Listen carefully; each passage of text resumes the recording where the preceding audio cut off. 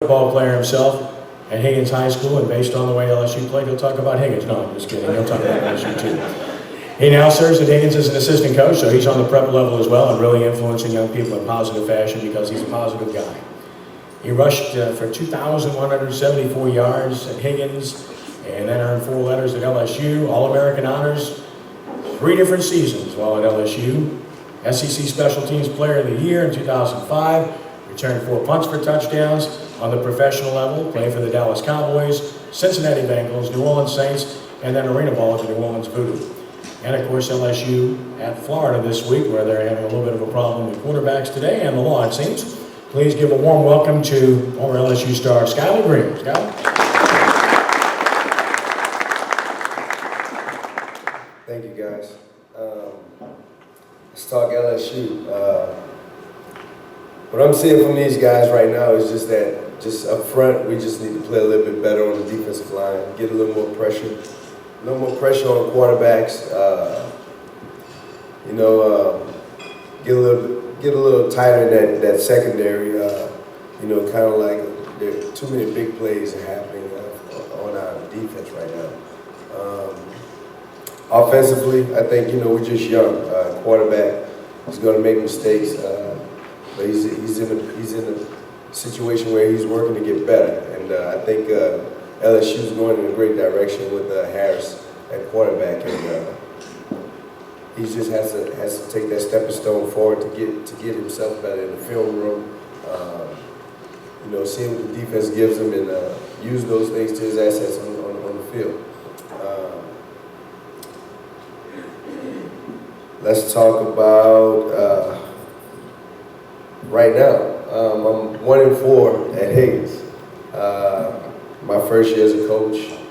It's pretty fun right now. I would say I thought we would be in a better situation than 1-4 with the new offense we brought in right now. We're running a triple option threat.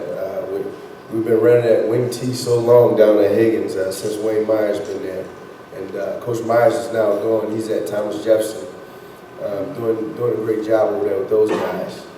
And right now, we just had our recent game was last Thursday against Riverdale, and we put up 56 points against those guys. And when we played against those guys, we look at 56 points was like, hey, this is homecoming game.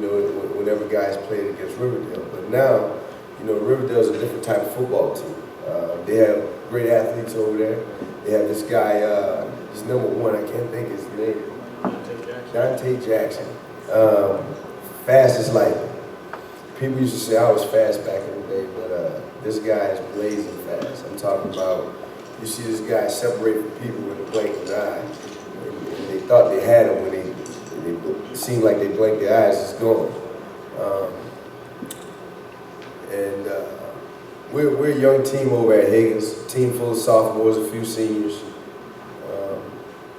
But we're a program that's trying to get guys more involved to want to come to Higgins. We're a great program over there. I think as far as getting guys in school,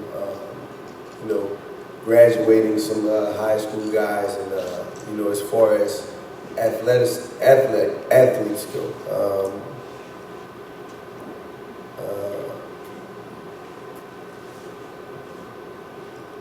Have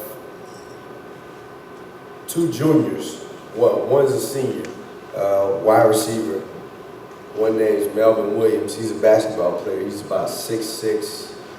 He's about 220 pounds, and he jumps out of the gym. He came to practice for about 2 weeks, and his very first game that he got in, we threw a fade up to him, and he went and got it. And I tell those guys back at school, I tell those guys at Higgins, you see how this guy came out one day, 2 weeks of practice, get in the game and performs well because his work ethic is great. I try to preach that to our team because I see where those guys' work ethic is not where it needs to be a winning consistently team. I think we have to work better. It's just because we're a young team. Other than that, I think our team is heading in the right direction as far as high school football and the things we're trying to do with guys is trying to get them into college and try to get them to graduate and go to that next level. But I think we're heading in the right direction. Any questions? What is your opinion of the LSU play calling? LSU play calling. This game, I didn't think the play calling was so well. I just thought that, you know, they were trying to, like I said, we have a young quarterback. It's going into a big SEC game against Auburn. You don't want to put too much on him that he can't handle in that game. And I think it was a problem for us in the game, but it could have been better. But at the same time, you know, coaches tend to, you know, we have to do what's best for our football team as far as not putting so much pressure on them, trying to get them to think so much in the huddle, and then we would have had a big time breakdown out there on offense. So I think, you know, Coach did an outstanding job with the situation he was presented with. The head coach is Craig LeBoer. Talk about what it's like to work with Craig. Coach LeBoer is a great coach. Coach LeBoer, he's more of a hands-on coach. He wants guys to work hard. He's a man of holding guys accountable and preaching that we don't take, you know. Let me back up. We had a situation kind of last Thursday for our homecoming game. A couple of players left the school, and we actually never talked about it to anybody, but I'll say it right now. A punter and two starting linebackers decided to leave school